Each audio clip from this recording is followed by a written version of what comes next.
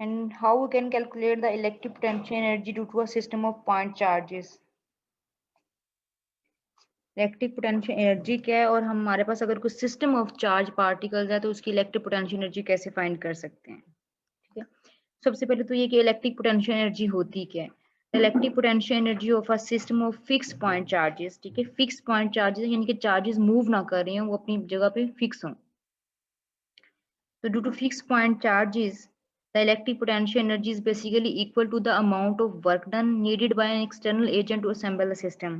That's mean कि वो जो आपका सिस्टम है, उस सिस्टम को इंसैम्बल करने के लिए, उस चार्ज पार्टिकल्स को इंसैम्बल करने के लिए जो जितना वर्क डन रिक्वायर्ड होगा, बेसिकली वो उस सिस्टम की इलेक्ट्रिक पोटेंशियल एनर्जी के इक्वल होगा। इलेक्ट्रिक पोटेंशियल एनर्जी बेसिकली क्या है, अमाउंट ऑफ वर्क डन है। कौन सा वर्क डन? जो उस सिस्टम को इंसैम्बल करने के लिए, उसको फॉर्म करने के लिए जो रिक्वायर्ड है, that is the electric potential energy. और इसमें आपका सिस्टम बेसिकली क्या है, पॉइंट चार्ज पार्टिकल्स हैं and they are fixed at their position, move नहीं कर रहे हैं। So it is necessary that each charge is brought from infinite distance. ठीक है, एक तो इसकी ये है कंडीशन कि हर चार्ज जो है किसी इन्फिनिट डिस्टेंस से लाया जाए, किसी पॉइंट के ऊपर आप उसको मूव करवा के लाए हैं। ठीक है ना, and the charges are at rest in their initial position and their final position. और चार्जेस जो है अपनी इनिशियल और फाइनल पोजीशन के ऊपर फिक्स हों, उस पोजीशन से मूव ना करें। ठीक है ना, फॉर एग्जाम्पल इसको अगर आप इस तरह से हम समझ सकते हैं कि आपके पास दो oppositely charged plates हैं। Let's suppose this is the first plate, this which is negatively charged, and the plate B is opposite यानी कि positively charged. Now place a test charge Q naught between these two plates. ठीक है, दो oppositely charged plates ली, उसके दरमियान में हमने कोई टेस्ट चार्ज Q naught रख दिया। अब हमने इन दोनों प्लेयर्स की वजह से जो पोटेंशियल डिफरेंस क्रिएट हो रहा है, पोटेंशियल एनर्जी यानी कि जो पोटेंशियल डिफरेंस या पोटेंशियल एनर्जी जो क्रिएट हो रही है, हमने वो फाइंड करना है, the difference in potential energy. The difference in potential energy delta U find करेंगे when this charge q naught moves between point A and point B. जब ये अब ये पॉइंट चार्जेस अपनी जगह पे फिक्स हैं, ये अपनी इनिशियल और फाइनल पोजीशन पे फिक्स हैं। अब हम किसी भी चार्ज पॉइंट चार्ज को इस इनके दरमियान में रखें, इनके करीब लेके आएं और इसको फिर मूव करें from point A to B, यानी कि इस चार्ज को हमने ए टू बी मूव किया, तो ए टू बी मूव जब करेंगे तो अब देखें ये जो प्लेट्स हैं, अपोजिटली चार्ज प्लेट्स हैं, इनकी वजह से जो इलेक्ट्रिक फील्ड जनरेट होगी, वो इलेक्ट्रिक फील्ड लाइन जो है वो प्लस से पॉजिटिव प्लेट से नेगेटिव प्लेट की तरफ जाएंगी। ठीक है ना, तो जाहिर सी बात है इन इलेक्ट्रिक फील्ड लाइंस की वजह से जो इलेक्ट्रिक फोर्स भी कोई ना कोई जनरेट होगी, वो इलेक्ट्रिक फोर्स क्या होगी, that is simply F is equal to Q naught E.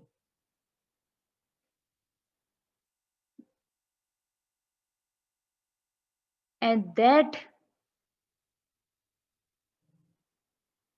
potential energy difference will be equal to the negative work done. तो पोटेंशियल एनर्जी का डिफरेंस जो वो किसके इक्वल होगा, अभी हमने बाय डेफिनेशन देखा कि पोटेंशियल एनर्जी किसके इक्वल होती है, बेसिकली उस सिस्टम को सिस्टम को इंसैम्बल करने के लिए जितना भी amount of work done required है उसके इक्वल है। तो डेल्टा यू किसके इक्वल होगा, simply minus negative of the work done. ठीक है, पोटेंशियल एनर्जी जो यहाँ पे नेगेटिव होगी। अब अगर इसको हम इसकी वैल्यू फाइंड करें, इस पोटेंशियल एनर्जी को अगर हमने फाइंड करना हो, तो ये देखिए वर्क डन के इक्वल है, और वर्क डन किसके इक्वल होता है, simply force into distance. Force यहाँ पे कौन सी फोर्स होगी, जो इलेक्ट्रिक फोर्स होगी, इस इलेक्ट्रिक फील्ड लाइंस की वजह से, इंटेंसिटी की वजह से जो फोर्स जनरेट हो रही है, दैट इज एफ। डीएस यहाँ पे क्या है, डिस्टेंस है between the plates A and B, F dot DS. अब पॉइंट चार्ज जो है वो कहाँ से कहाँ तक मूव कर रहा है, वो ए टू बी मूव कर रहा है। ठीक है, ए से लेके बी तक मूव कर रहा है, तो आपकी जो लिमिट्स होंगी, यानी कि डिस्टेंस कहाँ से लेके कहाँ तक वेरी कर रहा है, ए टू बी वेरी कर रहा है। And this side that is equal to delta U, change in potential energy. Potential energy में चेंज किसके इक्वल होगा, देखिए फाइनल पॉइंट क्या है, ए टू बी मूव कर रहा है, वो ए से स्टार्ट उसने किया है, बी तक गया है, तो देखेंगे potential energy at point A and potential energy at point B. तो फाइनल पॉइंट क्या है, पोजीशन क्या है, बी, इनिशियल पोजीशन क्या थी A, potential energy at point B minus potential energy at point A. So that will be equal to UB minus UA. Difference in potential energy final minus initial. इसको simply F यहाँ पे क्या है, F is the electric force that is equal to Q naught E. ये वाली put कर दें. Now set, suppose that we have infinite separation between the plates. जो इनके दरमियान में सेपरेशन है, अब एक लम्हे के लिए आप ये इमेजिन करें कि दोनों प्लेट्स के दरमियान में जो सेपरेशन है वो इन्फिनिट है, ठीक है ना, इन्फिनिट है. तो देखिए अब आपने पॉइंट चार्ज को एक पॉइंट से दूसरे पे मूव करना है, तो हम सपोज कर लेते हैं कि अब ये इन्फिनिट डिस्टेंस है, बहुत दूर है ये दोनों प्लेट्स एक दूसरे से, तो हम एक लम्हे के लिए आप सपोज कर लें कि जो पॉइंट ए है, यानी कि हमारी जो चार्ज प्लेट ए है, ए प्लेट है, वो किसी इन्फिनिट डिस्टेंस पे यानी कि इन्फिनिटी के ऊपर पड़ी हुई है, इन्फिनिटी पे पड़ी है, और आप इस क्यू नॉट चार्ज को इन्फिनिटी से पॉइंट बी पे ला रहे हैं, यानी कि उसको इन्फिनिट डिस्टेंस आपने मूव करवाया और फिर वो बी पे आया. तो हमेशा पोटेंशियल जो है एट इन्फिनिटी हमेशा जीरो होता है, ये बात याद रखें. पोटेंशियल जो है वो इन्फिनिटी पे जीरो होता है. अगर हम ये कंसीडर कर लें कि इनके दरमियान सेपरेशन जो है वो इन्फिनिट है, और ये आपकी कोई एक पॉइंट, फॉर एग्जांपल आपका जो रेफरेंस पॉइंट है, जो पॉइंट ए है, वो किसी इन्फिनिट डिस्टेंस पर पड़ा है, और हम चार्ज क्यू नॉट को उस इन्फिनिट डिस्टेंस ए से, पॉइंट ए से बी तक ला रहे हैं, तो at point A potential energy क्या होगी, जीरो होगी, और एट पॉइंट बी कोई ना कोई उसकी वैल्यू होगी. लेट्स सपोज उसकी जो पोटेंशियल की वैल्यू है that is U, capital U. So electric potential energy will be equal to, ये आपका रेफरेंस पॉइंट था, इसकी पोटेंशियल एनर्जी यहाँ पे यू ए क्या हो गया, जीरो हो गया, और यू भी जो एनर्जी हमने कहा let's suppose that is equal to U, capital U, general हमने कहा कि यू के इक्वल है. So electric potential can write like this, U is equal to minus Q naught into E dot D S. अब electric field यहाँ पे क्या होगी,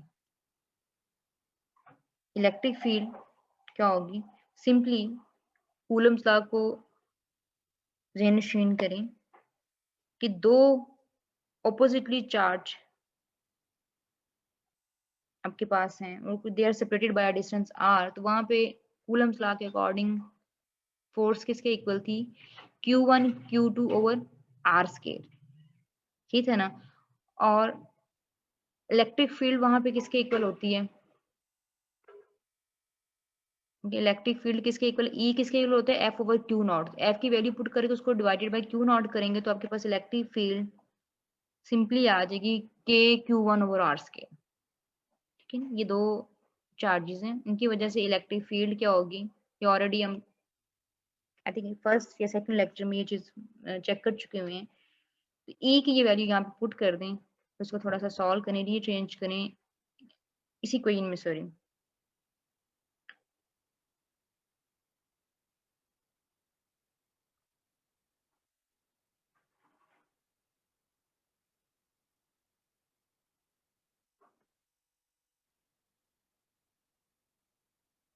ई की जो वैल्यू हमने यहाँ पे फाइंड की है वो यहाँ पुट कर दें, ठीक है.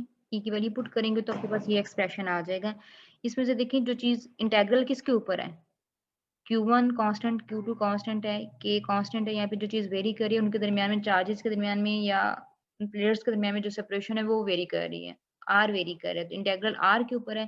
जो चीजें कांस्टेंट है उनको इंटेग्रल से बाहर निकाल लें, इसको इंटीग्रेट करें 1 ओवर आर स्क्वायर, इसका इंटेग्रल आपके पास सिंपली क्या आ जाएगा 1 बाय आर, उसमें अपर और लोअर लिमिट पुट करें, that will be equal to 1 over R B minus 1 over R A, ठीक है. नेगेटिव साइन को भी आप अंदर ले जाएं,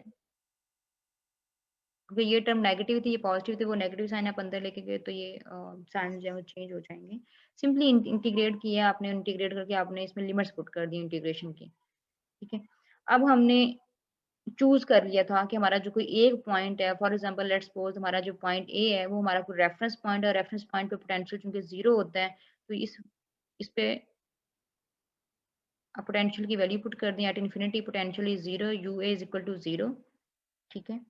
तो अब एट पॉइंट बी के ऊपर पोटेंशियल क्या होगा, आपने किसी पॉइंट चार्ज को लिया, आप उसको ए से बी तक ला रहे हैं, और ए को आपने एट इन्फिनिटी कंसीडर कर लिया कि हमारा पॉइंट ए जो इन्फिनिटी पे है, इन्फिनिटी पे पोटेंशियल जीरो होता है, इनिशियल पोटेंशियल यानी कि जो इनिशियल पॉइंट था उस पर पोटेंशियल जीरो है, जो फाइनल आपका पॉइंट है उस फाइनल पॉइंट के ऊपर जो कि बेसिकली पॉइंट बी है उसके ऊपर electric potential what will be equal to K Q1 Q2 over R।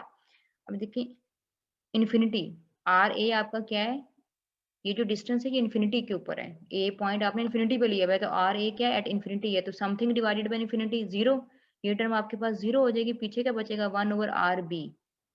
उसको हम सिंपली आर बी को आर लिख सकते हैं क्योंकि अब ए तो खत्म हो गया, अब यहाँ पे वो तो ए और बी हमने इसलिए लिखा था कि दो पॉइंट से एक को ए कह दिया एक को बी कह दिया, तो अब पॉइंट ए तो वैनिश हो गया, ठीक है, इसको तो खत्म हो गया, तो पीछे सिर्फ आर भी रह गया, तो उसको सिंपली हम आर पुट कर सकते हैं, तो ये आपके पास आ जाएगा potential at point B equal to K q Q1 Q2 over R. Now what will be the sign of this electric potential energy, positive होगी या नेगेटिव होगी, if the electric force is attractive, अगर तो electric force जो है वो attractive है, then the potential energy will be negative, ठीक है, ये बात आपने याद रखनी है, यानी कि अगर Q1 और Q2 दोनों का ऑपोजिट साइन है, यानी कि एक चार्ज पॉजिटिव है एक नेगेटिव है, तो पोटेंशियल एनर्जी हमेशा नेगेटिव होगी। अगर Q1 और Q2 दोनों सेम चार्ज हैं, दोनों का चार्ज सेम है, यानी कि आपकी जो फोर्स है इलेक्ट्रिक फोर्स है वो रिपल्सिव है, तो फिर पोटेंशियल एनर्जी जो है वो पॉजिटिव होगी। If force is attractive, potential energy is negative. If force is repulsive, then the electric potential is positive. Similarly अब ये दो पॉइंट चार्जेस की वजह से, अगर दो से ज्यादा पॉइंट होंगे तो फिर कैसे फाइंड करेंगे, आपके पास अगर फॉर एग्जांपल एक सिस्टम ऑफ पॉइंट चार्जेस दे दिए गए हैं और अब कहा जाता है कि इनकी वजह से जो है वो इलेक्ट्रिक पोटेंशियल फाइंड करें, तो सिंपली आपने क्या करना है कि हर दो चार्जेस की वजह से आपने लेना है, वो फाइंड करते जाएं, जितने भी आपके पास चार्जेस होंगे आपने सिंपली उनको ऐड अप कर लेना है। यहाँ पे देखें दो पॉइंट चार्जेस की वजह से जो था वो ये था, अब आपके पास टोटल तीन है, वो तीन फॉर एग्जांपल हमने तीन चार्जेस लिए हैं, थ्री चार्जेस हैं Q1 Q2 Q3 and they are separated by distances like this, Q1 Q2, the separation between these two is R12, the separation between Q2 and Q3 is R23 and the separation between Q1 and Q3 is R13, ठीक है, ये इनके दरमियान जो है वो उनके position vector है। Now the electric potential energy of this system of three charges will be किसके इक्वल होगी, पोटेंशियल एनर्जी इनकी किसी भी, यानी कि आपका अगेन रेफरेंस पॉइंट जो है वो इन्फिनिटी है, आप इन्फिनिट डिस्टेंस से उनको ला रहे हैं, Q1 Q2, ठीक है, Q1 Q2 और ये R क्या था, जो Q1 और Q2 के दरमियान डिस्टेंस था। अब चूंकि यहाँ पे Q1 और Q2 के अलावा एक और चार्ज भी है, तो वो डिस्टेंस मिक्स ना हो जाए, इसलिए हमने उनको नाम दे दिया कि Q1 और Q2 के दरमियान में जो डिस्टेंस है that is R12, so Q1 Q2 और R12, सिंपल ये डेफिनेशन यही अपने अप्लाई करते जाना है। ये हो गया Q1 और Q2 की वजह से पोटेंशियल एनर्जी, प्लस अब Q2 और Q3 की वजह से जो पोटेंशियल एनर्जी है वो किसके इक्वल होगी, Q2 Q3 divided by distance between Q2 and Q3 plus Q1 and Q3 divided by distance between Q1 and Q3। इसी तरह से जितने आपके पास चार्जेस होंगे उनकी हर एक की जो कंट्रीब्यूशन होगी पोटेंशियल एनर्जी में इसमें ऐड होती जाएगी। फॉर एग्जांपल अगर आपके पास एक चार्ज यहाँ पे और होता है Q4 होता, तो फिर आपने हर एक की उस Q4 से भी लेनी थी, यानी कि Q1 Q4 Q1 Q4 Q2 Q4 Q3 Q4 and so on, ठीक है, तो जितने चार्जेस आपके पास बढ़ते जाएंगे उतनी टर्म उसमें ऐड होती जाएंगी। This will be the electric potential energy due to system of point charges।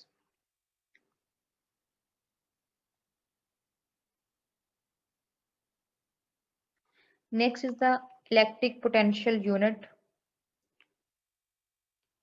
इसका यूनिट क्या होगा इलेक्ट्रिक पोटेंशियल का,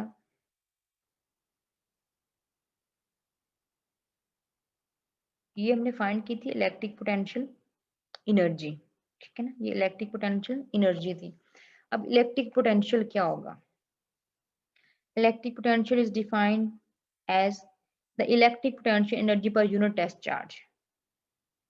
electric potential energy per unit test charge is defined as the electric potential, ठीक है, तो जो हमने डिफाइन किया था वो इलेक्ट्रिक पोटेंशियल एनर्जी से जो इक्वल थी वर्क डन के, that is required by an external agent to ensemble that system.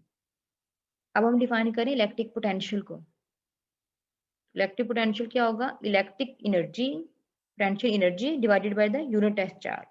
यानी कि ये अगर आपको किसी भी पॉइंट पी के ऊपर अगर पोटेंशियल एनर्जी यूपी है तो then divided that potential energy divided by the test charge is equal to the electric potential at that point P. जो सबस्क्रिप्ट में आपको पी नजर आ रहा है ये this is representing the point P. So the electric potential Vp at point P due to this collection of charges is defined as the electric potential energy per unit test charge. Now here the electric potential is a scalar quantity. ठीक है, ये scalar quantity है। The potential may be positive, negative or zero.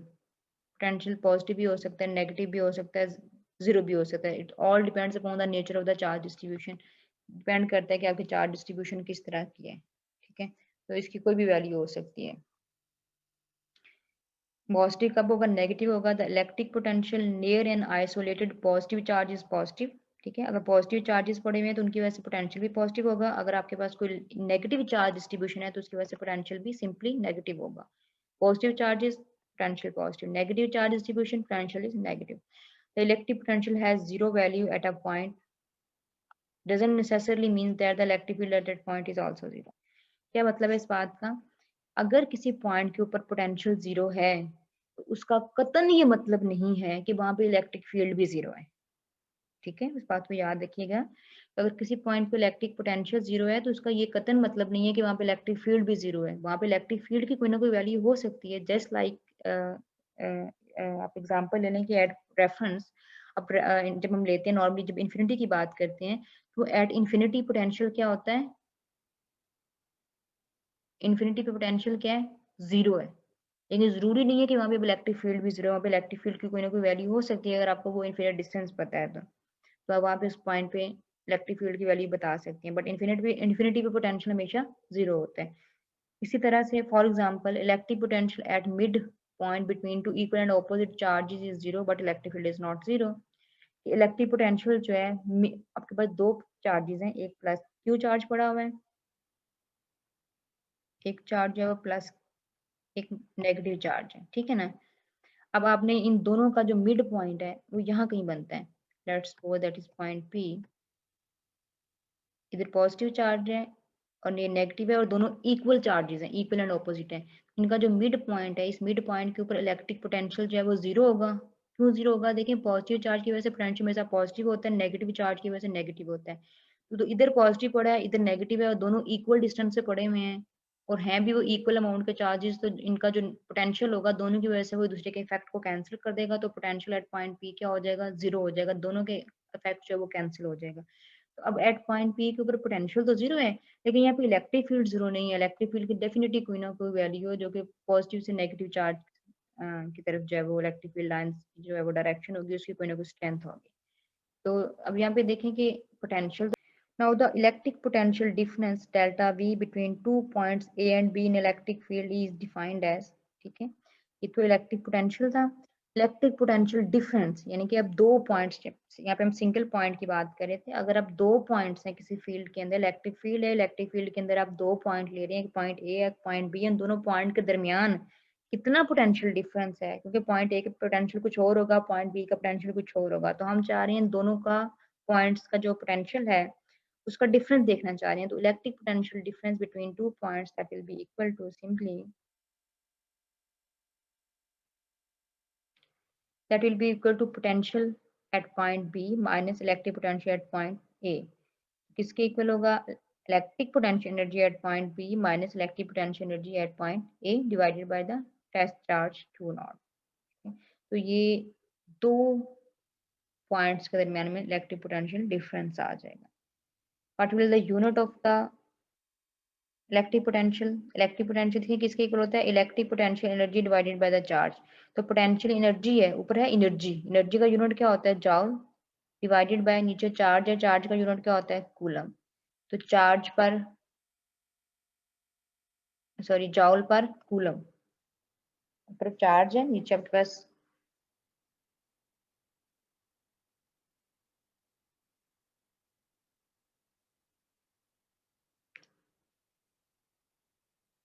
now the unit of electric potential is called the volt।